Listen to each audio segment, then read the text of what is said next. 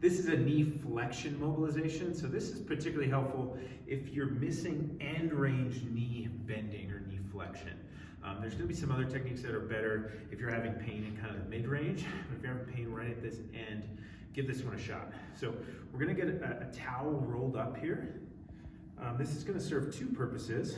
I'm going to use a band, so the towel is going to both cushion the band behind my knee, but then also this band, I'm going to get a pull forward, and the towel cushions, but it's also going to provide what's called a gapping mobilization.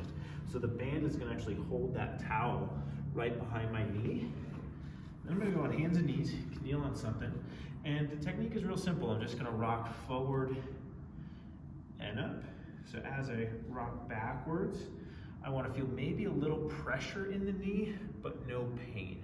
If this technique is going to work for you, often what you feel, rather than the pain or pinching that you feel as you try to drop back into this full knee bend, you might feel a little opening or a little shift of pressure to the front of the knee, but it should be comfortable.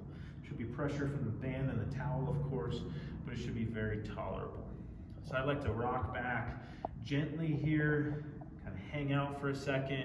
You can shift weight side to side slightly because there's some different angles of the knee. Have maybe just a gentle rock into that end range, and then after about 15-20 seconds I come out of tension just to give the knee a little break, and then I'll come into it again. So it should be a fairly gentle technique, but we are getting into that end range position. This band also provides that mobilization force, so it's a combo of the band and the towel that gets the knee joint moving just a little bit differently as we're getting into this full flexion.